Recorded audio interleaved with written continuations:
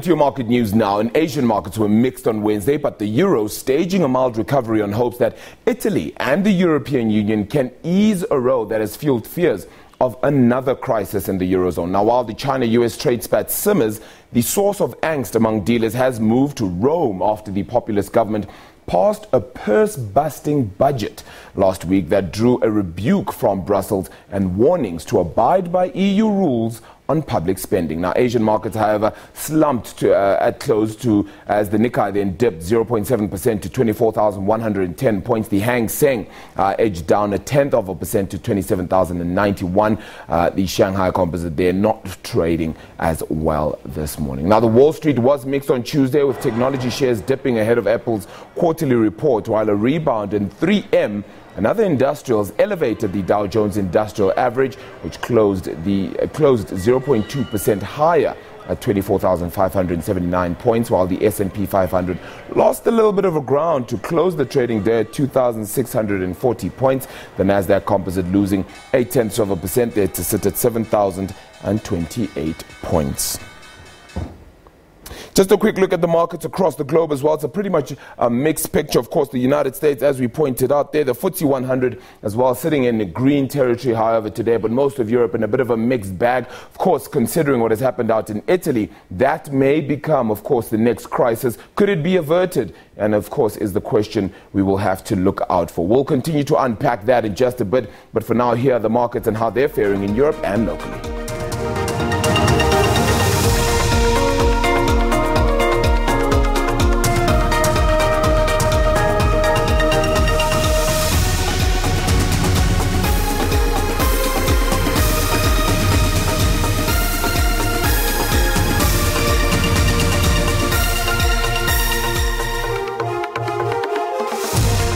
Well, let's chat to Michael Traherne now, portfolio manager at Vestact Asset Management, just about how these markets really are faring at present. Michael, good afternoon to you. A slightly negative day for the JSE today, 0.5% down. A lot of that coming through from Asia, though, isn't it?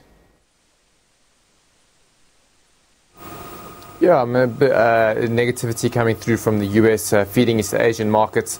A big driver of our market, though, today is Shoprite down 12%. It's a general negative sentiment around the market, but also having a big player like Shoprite being down doesn't help everyone else. That Shoprite number in itself, let's talk about that. It's because of their trading update having come out yesterday, talking about that 6-month picture for them, where things could go down to possibly the worst results in their history, around 36% down with regards to profits. Yeah, so saying 26 to 36% drop in profits. And this is very much linked to their rest of Africa operations. They're seeing currency going in the wrong direction. They're seeing a lack of economic growth.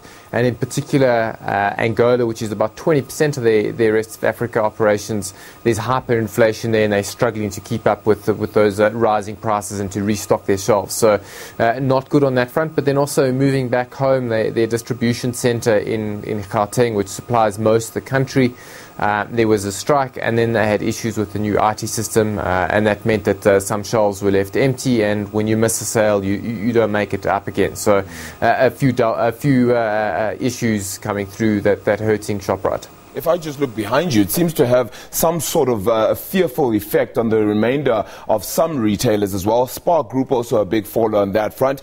You've got TFG, that's the Fashini Group as well, falling down today. It seems to just perhaps eke out a little bit of negativity as well out of the entire sector, which of course is going to suffer similar consequences, if not the exact same. Yeah, so quite a few of the retailers have come out with general trading updates over the last few weeks.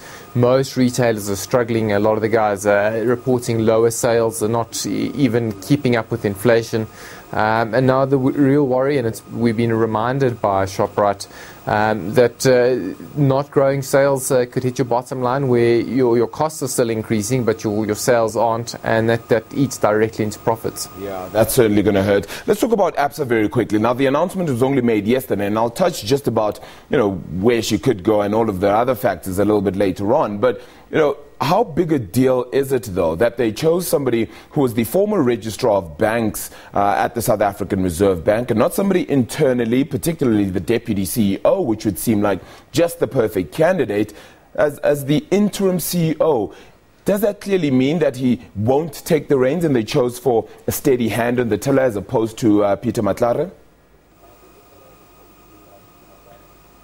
Yeah, indications are that ABSA will be looking externally for their next CEO, potentially bringing in a slightly different culture, new blood.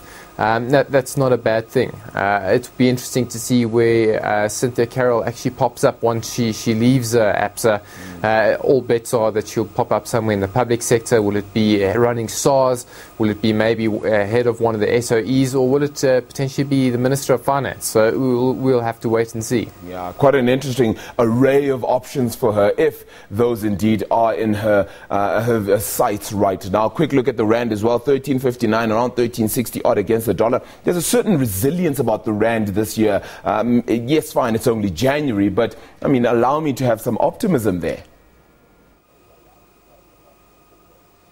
Yeah, I was seeing an analyst report 2 days ago saying that this is one of the best Decembers that the rand's ever, best Januaries that the rand's ever had.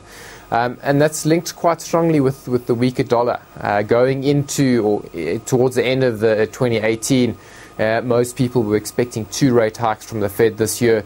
Now that we're into 2019, a lot of guys are saying potentially only 1 rate hike, and some analysts even going as far as saying no rate hikes. And the result is money that's had flowed into the US to take advantage of higher rates. That money's now leaving the US. Weaker dollar means stronger rand, so we'll take it. Yeah. Very quickly, I want to touch on 2 global factors as well. We had the Brexit vote as well yesterday. Another amendment still not passing clearly, and sentiment just seems to be getting worse and worse there for Theresa May. Yeah, it looks it's one step closer to Brexit. She now has a mandate to go back to the EU and say we need another deal.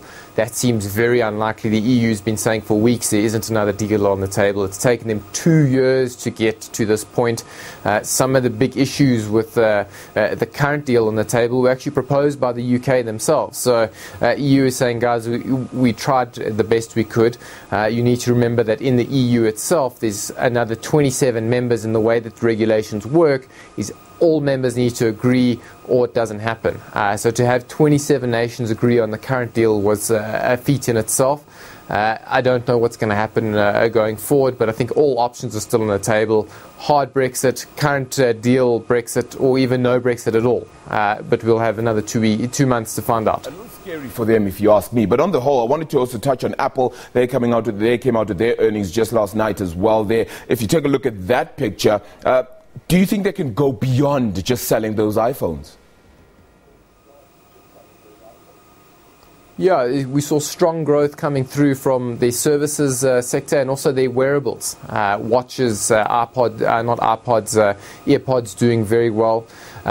Still 2/3 of their profits and revenue come from the iPhone, so it's still very core to their business. But Tim Cook pointed out that there's 1.4 billion Apple devices currently in use, and that means they've got a very big ecosystem, and that ecosystem means that you can sell services like apps or cloud storage, and that's where they're making their money now. And they're busy growing that part of the business. They're saying, look, guys, we're trying to move away from the iPhone, and that's probably where the future of the business is away from the iPhone, and it's very much in services. So as long as people are still on the ecosystem, they can make good money out of them. Yep. Well, Michael Traherne, appreciate your time, bud, this afternoon, unpacking that market picture for us. Slightly negative again on the JSE there, around 0.5% in negative territory as well. The rand, 13.59 against the US dollar. As mentioned a little bit earlier, the interesting part with yesterday's news is something that we'll discuss again today. It's very pertinent.